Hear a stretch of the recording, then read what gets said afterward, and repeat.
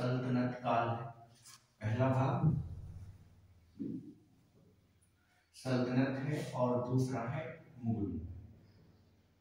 तो हम आज मुगल वंश के विषय में पढ़ेंगे, ठीक है, क्योंकि सल्तनत मैंने आपको पहले पढ़ा दिया है। ठीक, तो मुगल शब्द मोंग शब्द से बना है जिसका अर्थ है बहादुर। ठीक, मुगल वंश का जो संस्थापक है भारत में वो हुआ बाबर। ठीक है, अब बाबर का जन्म हुआ कहां? बाबर का जन्म फरगना में हुआ। फरगना वर्तमान में उज्बेकिस्तान में, उज्बेकिस्तान। ठीक है, तो वर्तमान में फरगना जगह कहां पे है? उज्बेकिस्तान में। ठीक, बाबर का जन्म उज्बेकिस्तान में हुआ। बाबर पिता पक्ष की ओर से, पिता पक्ष की ओर से तैमूर का 5वां वंशज। ठीक है, और मातृ पक्ष की ओर से चंगेज खां का 14वां वंशज था। ठीक है, दोबारा फिर बता रहा हूं, बाबर जो है, बाबर का जन्म फरगना में हुआ। फरगना उज्बेकिस्तान में है वर्तमान में। ठीक है, बाबर पिता पक्ष की ओर से तैमूर का 5वां वंशज है और माता पक्ष की ओर से चंगेज खां का 14वां वंशज है। बाबर के विषय में कहा गया है कि बाबर जो है उसमें 2 शक्तिशाली योद्धाओं के रक्त का खून था, जैसे कि अभी बताया। ठीक है, अब बाबर को मुगल कहा गया है, मुगल वंश का संस्थापक है जैसे कि हम जानते हैं, लेकिन बाबर ने मुगलों के विषय में मुगलों की आलोचना बाबर कर। बाबर को भारत में तो मुगल कहा गया है, लेकिन वो खुद को अपने मुगल नहीं मानता। ठीक है, इसने मुगलों के विषय में अपनी जो ऑटोबायोग्राफी है बाबर की, बाबरनामा, जिसमें ये कहता है कि मुगल जो है, मुगलों के विषय में इसने बहुत मतलब एक तरीके से उनकी आलोचना की है। और मुगलों के विषय में बाबर लिख रहा है कि मुगल अगर किसी क्षेत्र पर आक्रमण करते हैं और वे अगर वहां हार गए तो वे अपने सदस्य को लूट लेते हैं, और अगर जीत लेते हैं तो भी इलाके को लूटते हैं। तो एक तरीके से बाबर जो है मुगलों की आलोचना करता है। लेकिन फिर भी बाबर को मुगल क्यों कहा गया, सबसे बड़ी बात है। तो मुगल क्या, इससे पहले क्या इतिहास जानने का प्रयास करेंगे। इससे पहले बाबर के जो पूर्वज हैं वे कौन थे? ठीक है, तो देखो, मध्यकाल में एक जनजाति थी जिसे कहा गया है तातार। तातार जनजाति की अगर बात करोगे तो तातार जनजाति आपको मैप में दिखा भी दूंगा बाद में। ये जनजाति हमें मंगोल जगह है वर्तमान में मंगोलिया, चीन और मध्य एशिया में पाई जाने वाली जनजाति।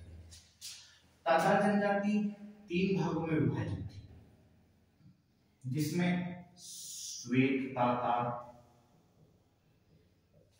दूसरा काले तातार और तीसरा जंगली तातार।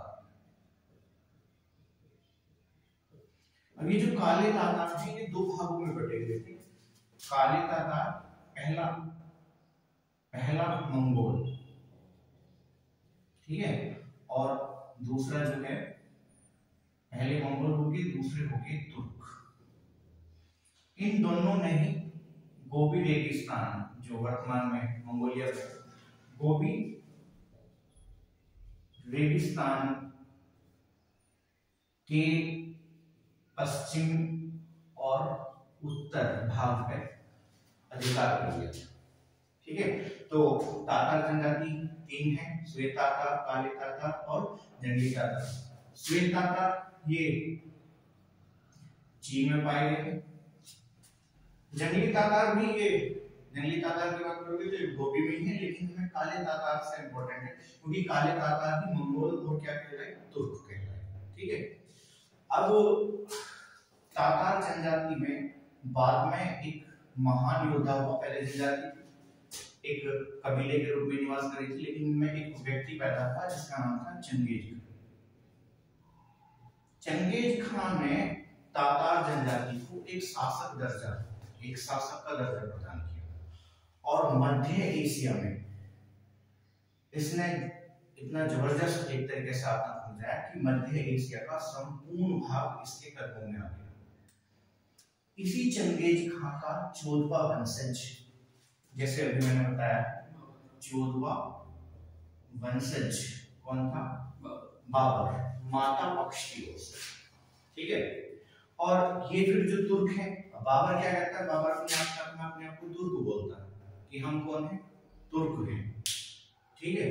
तो ये बाबर का विषय का था इस तरह से कि अब ये मुगल क्यों कहलाए? असल में हुआ क्या कि जिस समय जब से भारत पे जो आक्रमण, मंगोलियों के आक्रमण में भारत पे हुए, तो अफगानिस्तान का जो पहले वाला क्षेत्र था, अफगानिस्तान से जैसे उज्बेकिस्तान और ऊपर का जो तुर्कमेनिस्तान वाला जो क्षेत्र है, उससे जितने भी आक्रमणकारी भारत में आए, सभी को भारत और अफगानिस्तान के लोगों ने मंगोल कहा, ठीक है। क्योंकि सल्तनत काल की, जैसे हमने सल्तनत काल के विषय में पढ़ा, तो सल्तनत काल में जितने भी शासक हुए हैं उनमें ज्यादातर मंगोलों का सामना करना पड़ा। तो इन्होंने एक मतलब एक तरीके से जो है एक विचारधारा से बन गई थी कि जो मध्य एशिया से आएगा वो सभी क्या कहलाएंगे? मंगोली कहलाएंगे। तो इस वजह से बाबर को क्या कहा गया? मुगल, क्योंकि मोंग शब्द से ही क्या बना है? मुगल शब्द बना। तो इस तरीके से बाबर के वंशज क्या कहलाए? मुगल कहलाए, ठीक।